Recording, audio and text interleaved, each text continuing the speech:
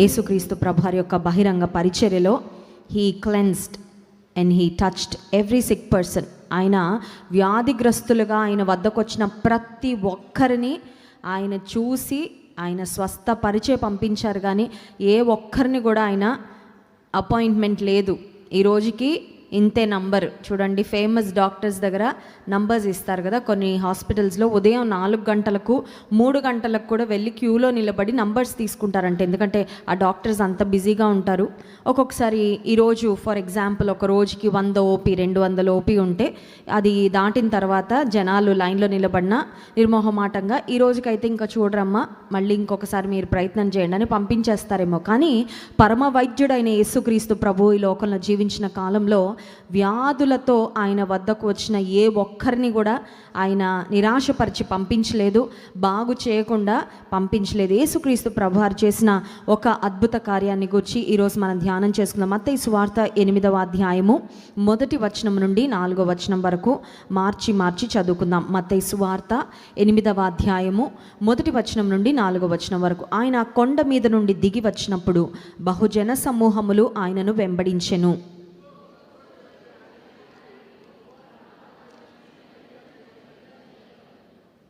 3వ వచనం. అందుకు ఆయన చెయ్యి చాపి వాని ముట్టి, నాకిష్టమే, నీవు శుద్ధుడవు కమ్మని చెప్పగా తక్షణమే వాని కుష్ఠరోగము శుద్ధి ఆయను.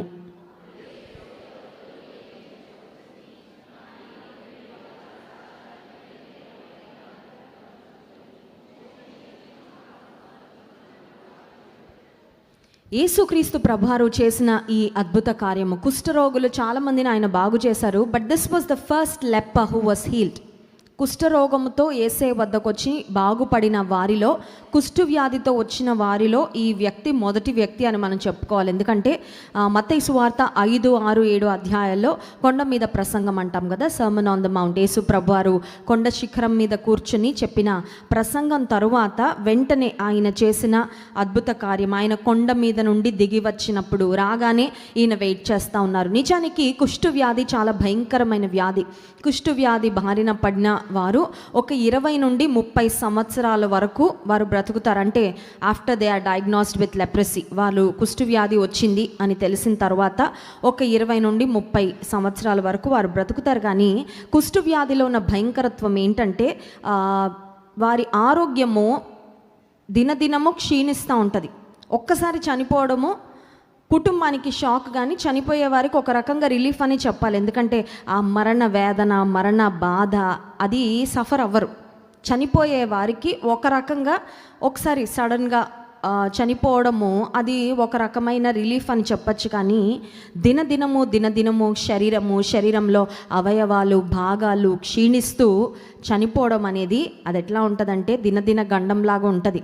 నా మరణము ఎప్పుడో అని ఒక మరణ భయంతో వారి శరీరము కృషించిపోతూ ఉన్నప్పుడు, ఆ వ్యాధి పెరుగుతూ ఉన్నప్పుడు దాని యొక్క ఎఫెక్ట్స్ అన్నీ కూడా అనుభవిస్తూ బ్రతకడము చాలా మానసికమైన క్షోభ, శారీరకమైన వేదనకు గురి చేసే భయంకరమైన పరిస్థితి కుష్ఠవ్యాధి. నిజానికి కుష్ఠవ్యాధి ఎవరికైనా వస్తే యూదా ఆచారాల ప్రకారం, అకార్డింగ్ టు ద జూయిష్ లా, కుష్ఠవ్యాధి వచ్చిన వారు కుష్ఠవ్యాధి లేని వారికి కనీసం 6 అడుగుల దూరంలో వారు నిలబడాలంటే, ఎందుకంటే వారిని సెరిమోనియలీ అన్క్లీన్, అపరిశుద్ధులుగా వారిని ఎంచేవారు కాబట్టి 6 అడుగుల దూరంలో వారు నిలబడాలి. వారు ఎవరి దగ్గరకు కూడా రావడానికి వీలు లేదు. కుష్ఠవ్యాధిగ్రస్తులను వారి కుటుంబం వారు, ఊరి వెలుపట వారిని బహిష్కరించి ఊరి బయట ఉంచుతూ ఉండేవారు. ఫర్ ఎగ్జాంపుల్, కుష్ఠవ్యాధిగ్రస్తుని వైపు నుండి ఆరోగ్యవంతుల వైపుగా ఒకవేళ గాలి వీస్తూ ఉంటే ఆ గాలిలో వారి దేహంలో ఉన్న ఆ బ్యాక్టీరియా ఎదుటి వ్యక్తికి వస్తుందని యూద ఆచారాల ప్రకారము 150 అడుగుల దూరం ఉండాలంట. ఎప్పుడంటే ఒకవేళ కనుక ఆ కుష్ఠవ్యాధిగ్రస్తుని వైపు నుండి ఇటుగా గాలి వీస్తుంటే, బలమైన గాలి వీస్తుంటే ఒక 150 అడుగుల దూరంలో ఆ కుష్ఠవ్యాధిగ్రస్తులే నిలబడాలి. ఇప్పుడు ఈ కుష్ఠవ్యాధిగ్రస్తులను సమాజం ఎలా చూసేవారంటే, వీరి మీదకి దేవుని తీర్పు వచ్చింది, వీరేదో పాపం చేశారు కాబట్టి ఆ పాపానికి మరి ఆ పాపం యొక్క ఎఫెక్ట్గా వారు ఈ వ్యాధి అనుభవిస్తున్నారని వారిని అలా చూసేవారు. అంత మాత్రమే కాదు, వారు చేసిన తప్పుకు లేదంటే వారు చేసిన పాపానికి వారు శిక్ష అనుభవిస్తున్నారు కాబట్టి వారిని చూసి జాలి కానీ కనికరం కానీ పడాల్సిన అవసరం లేదని ప్రజలు వారి విషయంలో చాలా నిర్లిప్తమైన ధోరణితో వ్యవహరిస్తూ ఉండేవారట. వారిని చూసి ఏ విధమైన కనికరం కానీ కంపాషన్ ఆర్ మర్సీ వారి విషయంలో కనుపరిచేవారు కారు. ఈ వ్యక్తి ఇందాక చెప్పినట్లుగా కుష్టు వ్యాధి గ్రస్తులలో యేసే వద్దకు వచ్చి స్వస్థపరచబడిన మొట్టమొదటి వ్యక్తి. He must have had many questions in his mind. యేసు ప్రభు వద్దకు రావడానికి ముందు ఆయన మనసులో చాలా సందేహాలు ఉండుండాలి. ఏమనంటే, నన్ను యేసు ప్రభు యాక్సెప్ట్ చేస్తారా, అసలు ఆయన స్వస్థపరుస్తారా, అసలు కుష్టు వ్యాధి గ్రస్తునిగా నేను ఆయన దగ్గరకు వెళ్ళడానికి అవకాశము ఉందా. యేసు ప్రభు ఎప్పుడూ గుంపులు ప్రజలు ఆయన చుట్టూ ఉంటారు కదా, ఒకవేళ నేను ఆయన దగ్గరకు వెళ్ళడానికి ప్రయత్నం చేసినా ఆ చుట్టూ ఉన్నవారు నన్ను అసహించుకుంటారేమో, చీత్కరించుకుంటారేమో, నన్ను ఒకవేళ దూరంగా వెళ్ళిపోమని అరుస్తారేమో. ఇలాంటి సందేహాలు అనుమానాలు ఎన్నో అతని మనసులో ఖచ్చితంగా ఉండుండాలి. అయితే ఈ వ్యక్తి ఒక శ్రేష్టమైన కార్యం చేశాడండి. He has motivated himself to come to Jesus. విశ్వాస జీవితంలో దేవునిలో మనం ఎదగాలి అనే తపన అనే మంట మన లోపల పుడితే బయట నుంచి ఎంతమంది ఆ ఆసక్తిని అణచివేయాలని ప్రయత్నం చేసినా నోబడీ కెన్ స్టాప్ ఇట్. విశ్వాస జీవితంలో నేను దేవునికి దగ్గరగా వెళ్ళాలి, నేను దేవుని గురించి ఇంకెక్కువగా తెలుసుకోవాలి, నేను దేవుని కొరకు బ్రతకాలి అనే తపన మన లోపల స్టార్ట్ అవ్వాలండి. అఫ్ కోర్స్ బయట నుంచి దైవజనులు చెప్పే వాక్యాలు, దేవుని వాక్యం, ఇవన్నీ ఎక్స్టర్నల్గా దేవుడు మనకిచ్చే హెల్ప్ అంటే బయట నుండి దేవుడు ఇచ్చే సహాయము, సహకారం, కానీ మన లోపల ఆశ పుట్టాలి. నీలో ఆ ప్యాషన్ ఉంటే నిన్నెవ్వరూ ఆపలేరు. నువ్వు దేవునిలో ముందుకు సాగకుండా నిన్నెవ్వరూ ఆపలేరు.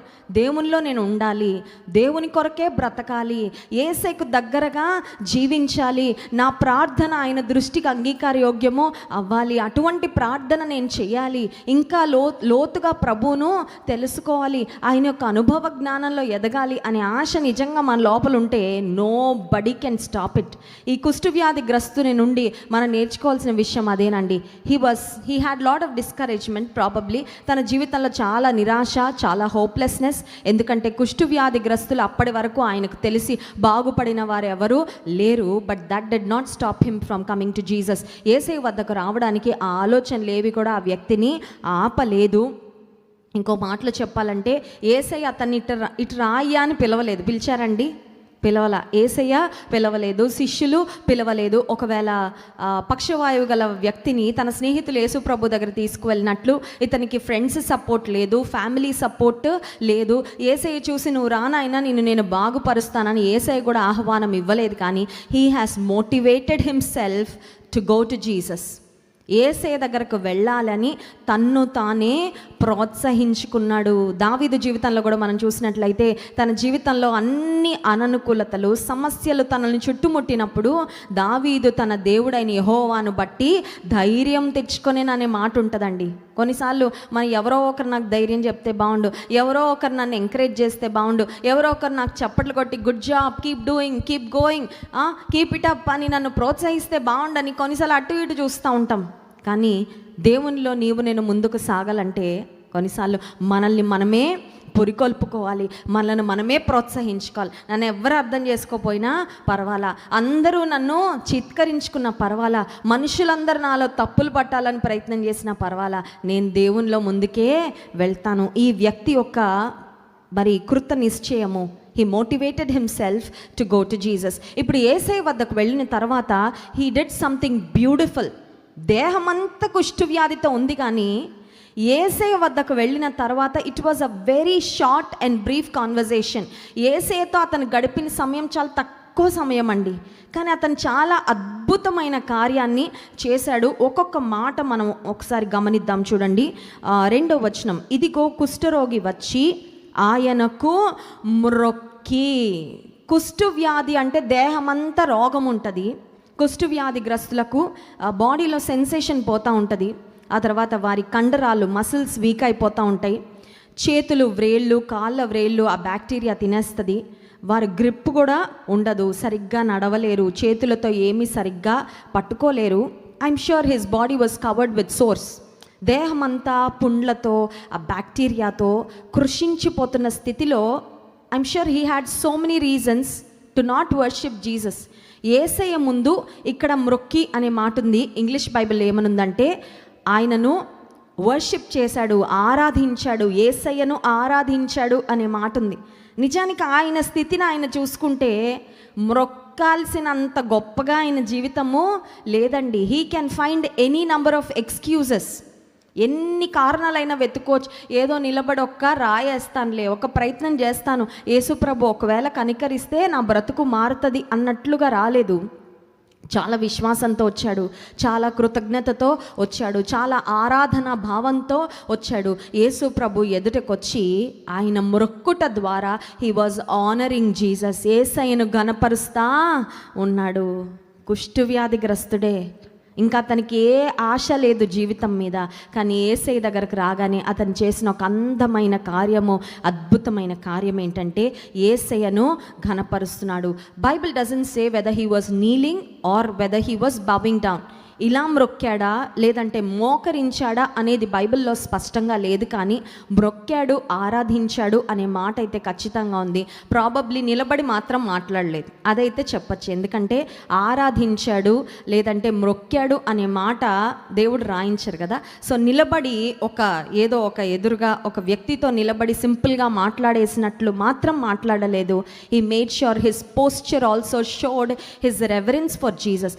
ఆయన యొక్క బాడీ లాంగ్వేజ్ కూడా యేసయ్య పట్ల ఆయనకున్న ఆరాధన భావాన్ని, ఆ గౌరవ సూచకాన్ని చూపించేటట్లుగా, కనుపరిచేటట్లుగా యేసయ్య ఎదుట ప్రవర్తించాడు అని మనం తెలుసుకోవాలి. ఇప్పుడు అతను యేసయ్యతో చేసిన సంభాషణ చాలా చిన్న సంభాషణ అనుకున్నాం కదా. కొన్ని మాటలే మాట్లాడాడు, చిన్న ప్రార్థనే చేశాడు చెప్పాలంటే. కానీ చాలా శక్తివంతమైన ప్రార్థన చేశాడు. ప్రతి వారం మనం ఒక్కొక్క ప్రార్థనను గురించి ధ్యానం చేసుకుంటా వస్తున్నాము. ఈరోజు కుష్ఠరోగి చేసిన ప్రార్థన, the prayer of a leopard. కుష్టు వ్యాధిగ్రస్తుడు యేసయ్య సన్నిధిలో యేసయ్య ఎదుటికొచ్చి చేసిన ప్రార్థన ఏంటంటే మొదట మ్రొక్కాడు, రెండవదిగా ఏమని పిలుస్తున్నాడంటే ప్రభువా. He call Jesus, he address Jesus as lord. ప్రభువా అని పిలవడంలో, సంబోధించడంలో అతని అర్థం, భావం ఏమిటంటే నువ్వు పాలించేవాడవయ్యా, నీవు అధికారం కలిగిన వాడవు, నువ్వేమైనా చేయగలవు. I know you are ultimate, నువ్వు ప్రభుడవు, నేను అది నమ్ముతున్నాను, అందుకే నేను అదే మాట కూడా చెప్తా ఉన్నాను. చాలాసార్లు మన ప్రార్థనలు చాలా సింపుల్గా ఉంటాయి, మన ప్రార్థనలు చాలా అన్ఇంటెన్షనల్గా ఉంటాయి. కానీ బైబిల్ గ్రంథంలో మనం చూసిన శక్తివంతమైన ప్రార్థనలు అవి కొద్ది మాటలతో ఉన్నవైనప్పటికీ వారు పలికిన మాటలు, వారు ఉపయోగించిన పదాలలో చాలా శ్రేష్టమైన అర్థం దాగి ఉంటుంది.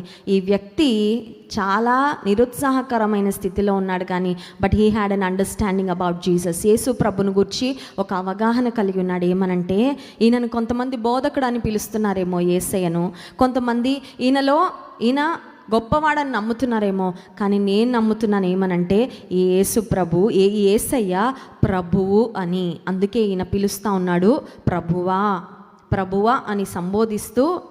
నాకు ఇష్టమైన మాట ఇతను చేసిన ప్రార్థనలో, నీకిష్టమైతే, ఒకసారి స్తోత్రం చెప్దాం, హల్లెలూయా.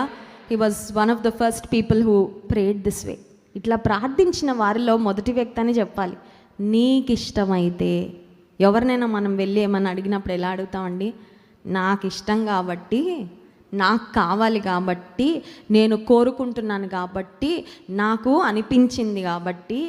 ఎవరి దగ్గరికైనా వెళ్ళి ఏదైనా అడిగేటప్పుడు, దేవుని సన్నిధానానికి వెళ్ళి అడిగేటప్పుడు కూడా చాలాసార్లు మన ప్రిఫరెన్స్, మన ప్రయారిటీ ఎక్కడ ఉంటుందంటే నా అనే దాని మీద ఉంటుంది. ఇతని ప్రార్థన నా అనట్లా నీ అంటున్నాడు. స్తోత్రం చెప్దాం, హల్లెలూయా. అంటే నాకు ఏది ఇంపార్టెంట్ అంటే యేసయ్య, నీకేది ఇష్టమో అది నాకు కావాలి, నీకేది ఇష్టమో అది నేను పొందుకోవాలని ఆశిస్తు. నీకు ఇష్టమైతే అంటే అర్థం ఏంటంటే హీ వాజ్ రెడీ. నువ్వు ఎస్ అన్నా పర్వాలేదు, నువ్వు నో అన్నా అంతే కదండి. నాకు ఇష్టం కాబట్టి నాకు ఇవ్వు అని అడిగితే అక్కడ ఏముంటుందంటే కొన్నిసార్లు నా ఇష్టం నెరవేరాలనే ఒక పట్టుదల. కానీ ఈ వ్యక్తి నీకు ఇష్టమైతే అని యేసయ్యను అడగడంలో, నీకు ఇష్టమైతే ఇవ్వు తీసుకుంటా, నీకు ఇష్టం లేదని చెప్పినా కూడా నాకేమీ పర్వాలేదయ్యా అన్నట్లుగా యేసయ్య ఇష్టానికి, యేసయ్య చిత్తానికి అధిక ప్రాధాన్యతనిచ్చి ఈ వ్యక్తి ప్రార్థించినట్లుగా మనకి కనబడతా ఉంది. నీకు ఇష్టమైతే అనే మాటలో ఈ వ్యక్తి ఇంకొకటి కూడా రుజువు చేశాడు. ఏమనంటే, I'm humble, I'm not demanding. నీ దగ్గర నేనేమి డిమాండ్, నేను ఓన్లీ బతిమాలడానికే మొక్కాడు కదండి. His posture it self denotes he was very humble. ఆయన యేసయ్య దగ్గరకు వచ్చిన విధానం చాలా దీన మనస్సుతో వచ్చాడు. ఆయన బాడీ లాంగ్వేజ్లో కూడా అదే చూపిస్తూ ఉన్నాడు. ఆయనను అడగడంలో కూడా ఈ వ్యక్తి కనుపరుస్తున్నది ఏంటంటే, ఓన్లీ బ్రతిమాలుతున్నానయ్యా. He was begging Jesus for his will to be done. నీ చిత్తము నా జీవితంలో జరగాలని మాత్రమే నేను ప్రాధేయపడుతున్నానయ్యా అన్నట్లుగా ఒక దీన మనసుతో ఇతను చేస్తున్న ప్రార్థన. అంత మాత్రమే కాదు, ఆ వ్యక్తి అడిగిన మాట చూడండి, ప్రభువా నీకిష్టమైతే నన్ను శుద్ధునిగా, నన్ను బాగు చెయ్యి అని అడగలేదు. ఒకసారి చూసారండి, గమనించారా ఆ మాట? వ్యాధితో వచ్చిన వారు ఏమడుగుతారు యూజువల్గా? హీల్ మీ అని అడుగుతారు. కానీ ఈ వ్యక్తి హీల్ మీ అనట్లా, క్లెన్స్ మీ అని అడుగుతున్నాడు. Did you see that difference? Heal me. Doctor దగ్గరికి వెళ్ళి ఏమంటామండి? రోగం బాగు చేయండి డాక్టర్ గారు అంటాము. చాలామంది యేసుప్రభు వద్దకు వచ్చి బాగు చేయయ్యా అని అడిగిన వారు ఉన్నారు. కానీ ఇతని యొక్క రిక్వెస్ట్ ఇట్ వాజ్ డిఫరెంట్.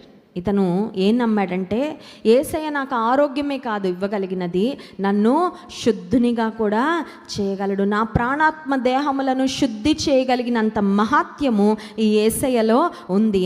అందుకనే నేను ఆగాలనుకోవట్లా, నన్ను బాగు చేయని మాత్రమే నేను అడగాలనుకోవట్లేదు, నన్ను శుద్ధినిగా చేయమని అడగాలని ఆశిస్తున్నాను.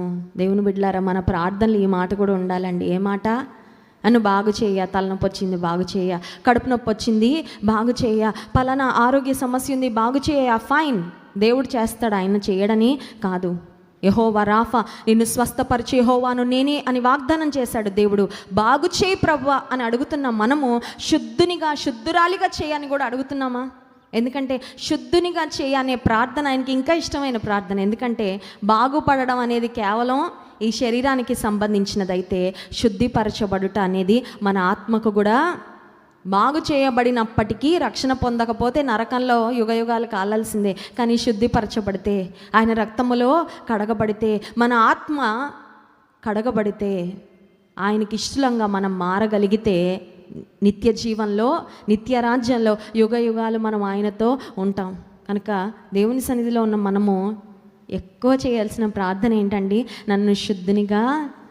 దావీదు భక్తుడు కూడా అదే అడిగాడు, హిస్సోపుతో నా పాపమును కడుగుము, హిమము కంటే తెల్లగాగునట్లు నన్ను పరిశుద్ధ పరచు, నన్ను శుద్ధునిగా చేయయ్యా. నేను శుద్ధునిగా చేయబడాలని ఆశిస్తున్నా. రాజుగా ఆయనకి ఏ కొరత లేదు. కానీ దావీదు యొక్క ఆశ ఒకటి ఏంటంటే, పాపం వల్ల మలినమైపోయింది, నేను మలినమైపోయా, దేవుని సన్నిధిలో నేను శుద్ధిపరచబడాలి అనే ఆశ.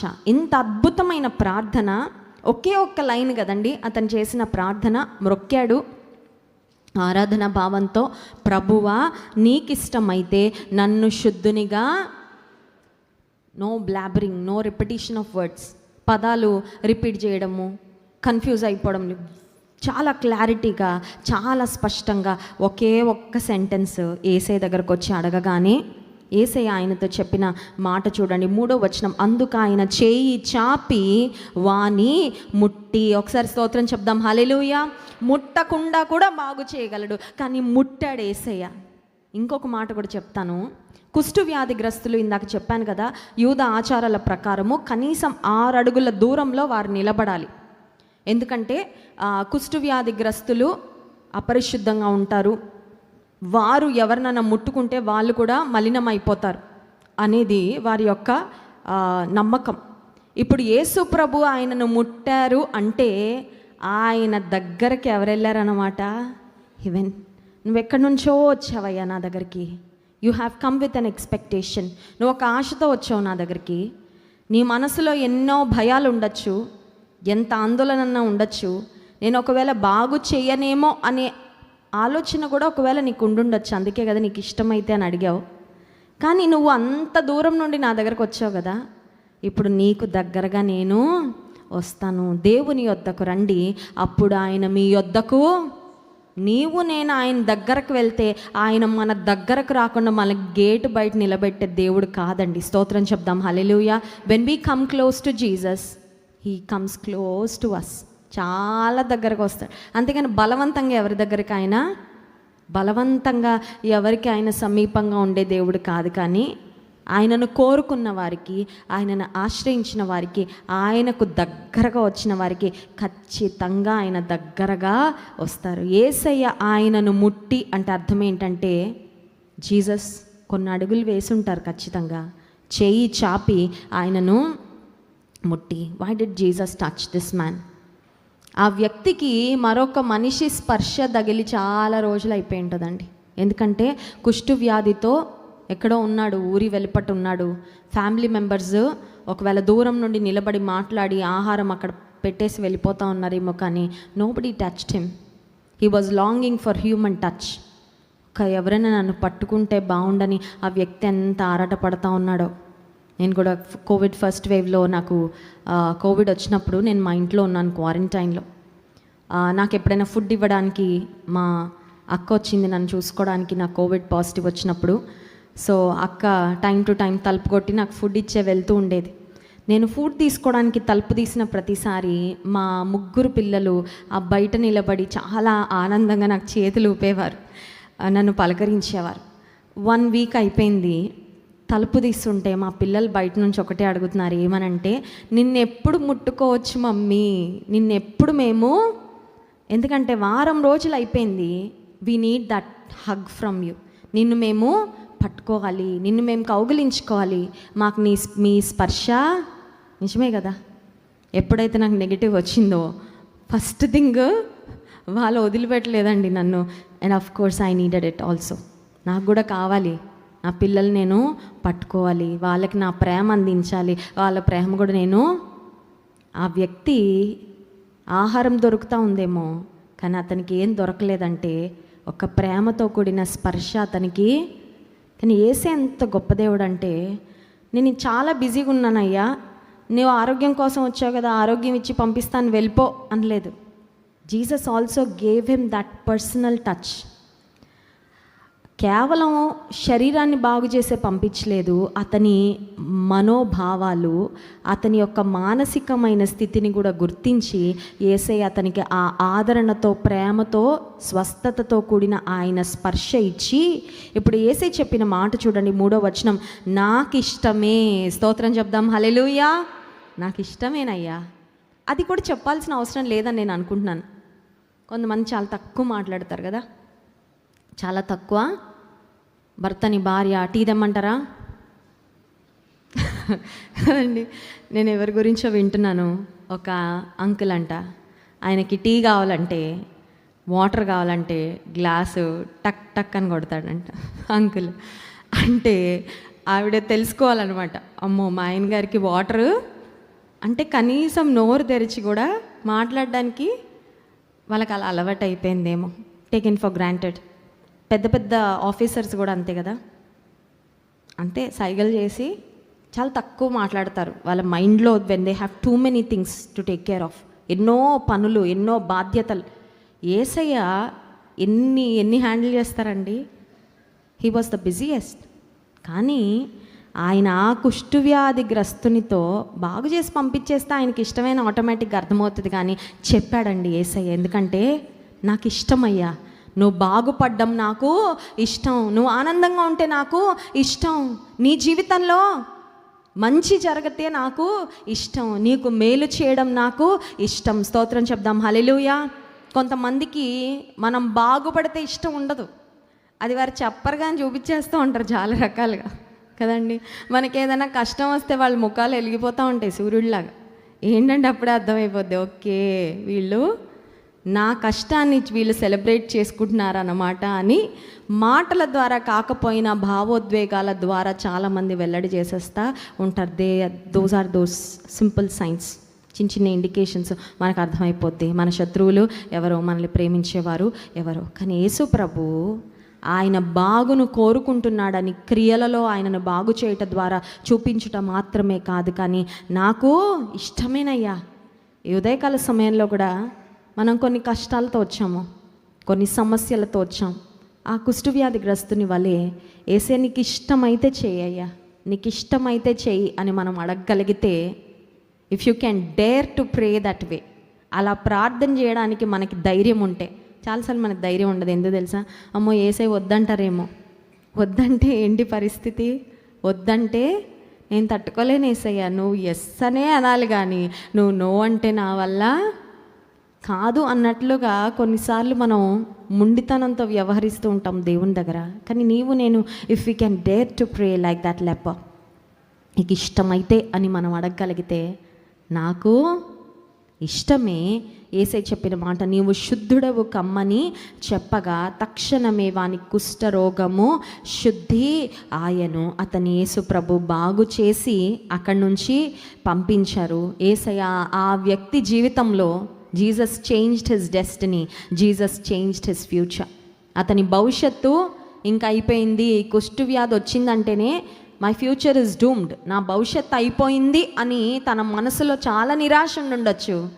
మళ్ళీ జీవితాన్ని బాగు చేసి ఆయనకు ఒక మంచి భవిష్యత్తును యేసయ్య అనుగ్రహించారు. ఒకవేళ ఈ ఉదయకాల సమయంలో దేవుని సన్నిధానానికి వచ్చిన నీవు కూడా, నీకు వచ్చిన ఒక సమస్యను బట్టి, నీకు వచ్చిన ఒక వేదనను బట్టి, ఇక నా భవిష్యత్తునంతా ఈ సమస్య ప్రభావితం చేస్తుంది, this problem that I'm going through will affect my future in an adverse way, ఒక భయంకరమైన విధానంలో నా భవిష్యత్తును ఈ సంఘటన, ఈ సమస్య ఒకవేళ ప్రభావితం చేస్తుందనే భయం నీకు ఉన్నట్లయితే, యేసయ్య వద్దకు వచ్చి నీకు ఇష్టమైతే అని మనం నిజంగా ఓపెన్ మైండ్తో అడగగలిగితే భవిష్యత్తును అంతా బాగు చేసే విధంగా యేసయ్య తన కార్యాన్ని జరిగిస్తాడు. నమ్మిన వారి స్తోత్రం చెప్దాం. హల్లెలూయా. కళ్ళు మూసుకోండి, ప్రార్థన చేసుకుందాం. పరిశుద్ధుడానికి స్తోత్రాలయ్యా. నీ వద్దకు వచ్చిన కుష్ఠవ్యాధిగ్రస్తుని నువ్వు అసహించుకోలేదు, నువ్వు చీదరించలేదు. మీరు చేయి చాపి ఆయనను ముట్టారయ్యా. నాకు ఇష్టమే అని చెప్పారు ప్రభా. యేసయ్యా, మమ్మల్ని బాగు చేయడం నీకు ఇష్టమయ్యా, మమ్మల్ని ఆనందపరచడం నీకు ఇష్టం ప్రభా, మా సమస్యల నుండి మమ్మల్ని విడిపించడం నీకు ఇష్టమయ్యా, మా మేలు కోరే దేవుడవు ప్రభా, నీకు స్తోత్రాలు. మా ఆనందాన్ని నీకన్నా ఎక్కువగా ఇంకెవ్వరు కోరరయ్యా. మా ముఖంలో చిరునవ్వు చూడాలని, మా సమస్యల నుండి మమ్మల్ని విడిపించి సంతోష ఆనంద భరితులుగా మమ్మల్ని చేయాలని ఎదురు చూస్తున్న దేవుడో ప్రభా. ఎంతమంది నీ మందిరానికి వస్తూ కూడా ఆ వ్యక్తి వల్ల నీకు దగ్గరగా రాకుండా, దూరం నుండి నీతో మాట్లాడకుండా వెళ్ళిపోతూ ఉన్నారు, వారందరూ కూడా నీకు దగ్గరగా వచ్చి నీకు మొర్రపెట్టుకొని, నిజంగా మొరపెట్టి వారికి నీవు సమీపంగా ఉంటానని, మా మొర ఆలకిస్తానని వాగ్దానం చేసావు ప్రభా. అలా మొరపెట్టుకొని కృప మాకు ఇవ్వండి. మిమ్మల్ని ఆరాధించి స్తుతించబోతుండగా ఆరాధన ఆత్మతో మమ్మల్ని నింపుమని యేసు నామంలో ప్రార్థిస్తున్నాం తండ్రి. ఆమేన్.